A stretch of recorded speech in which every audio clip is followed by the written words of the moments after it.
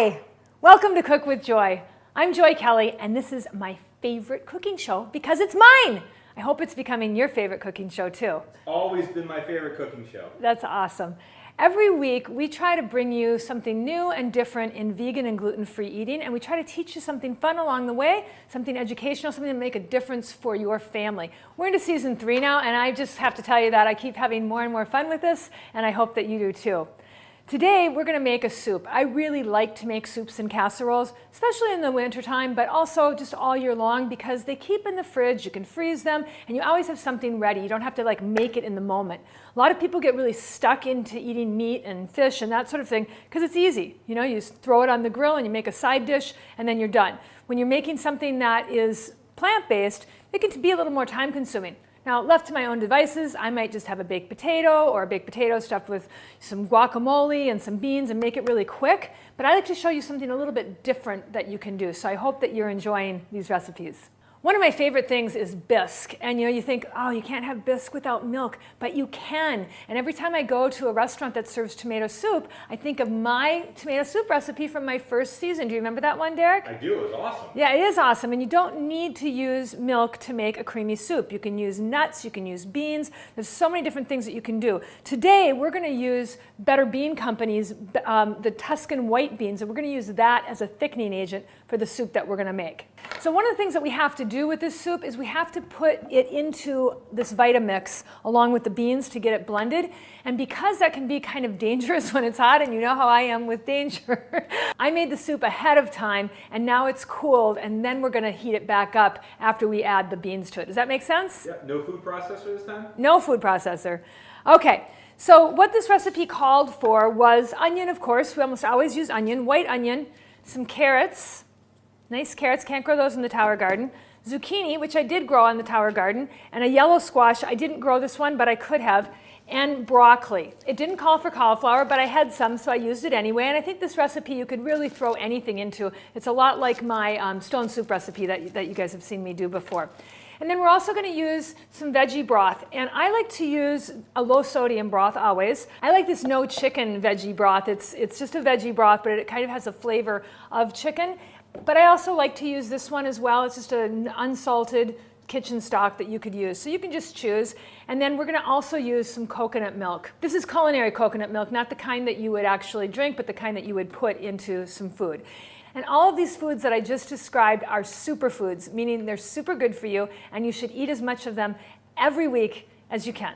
So let's take what I made and put it into the Vitamix. Now this is what it turned out like. It's got a little curry in it. Curry is awesome for you. There's so many ingredients in curry. I don't know if you guys know that, but curry isn't one thing. It's a blend of coriander and cumin, and there's lots of different types of curry. So I'm going to scoop this into the Vitamix, and if I was doing this with hot soup, this would be kind of hard. So I'm really glad that I didn't do that because I don't trust myself.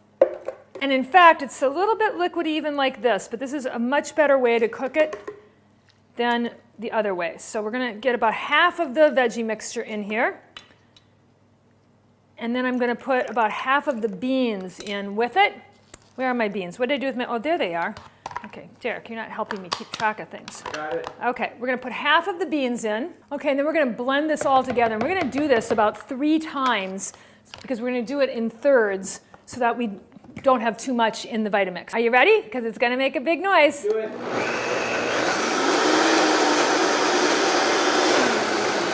Okay, this is where I need my tamper. I'll be right back. If you have a Vitamix, it comes with this tamper, and so you can blend and you can push stuff down at the same time, but it has a little stopper at the top, so it's not going to break off the end of the tamper. Don't try this with a spatula, because that will break. Ah, yes.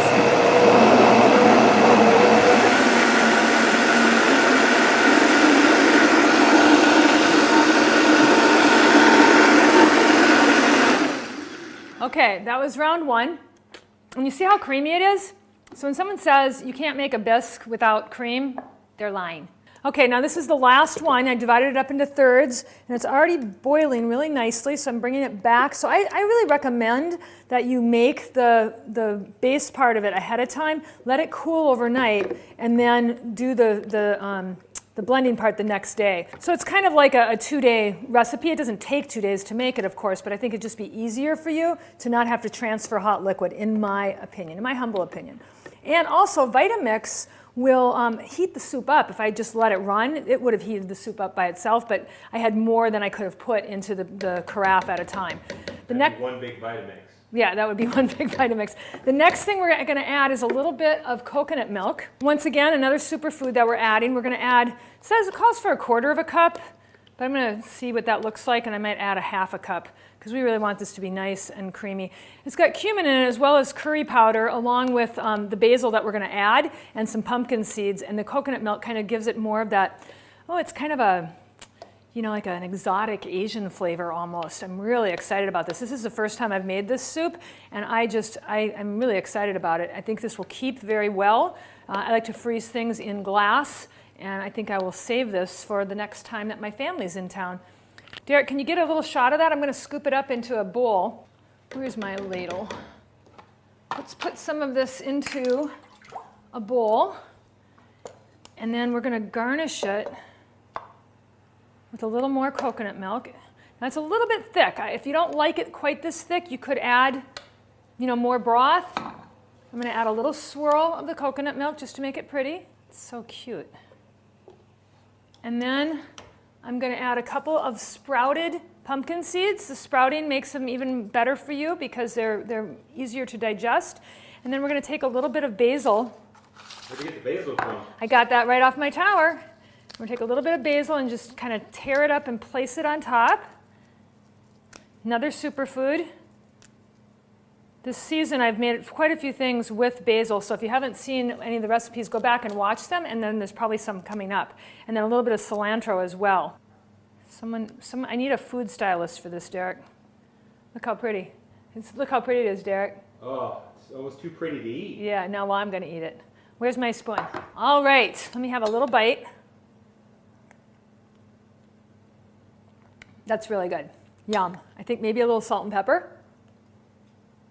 Maybe just pepper. That is awesome. And I'm just telling you, this is a soup that you can just feel really good about giving your family. And it's also elegant enough that it would make a really nice holiday dish, your first course. Or pair it with a salad, and it could be the whole thing. So there you have it, another successful episode of Cook with Joy. Stay tuned next week, and you never know what we're going to bring you.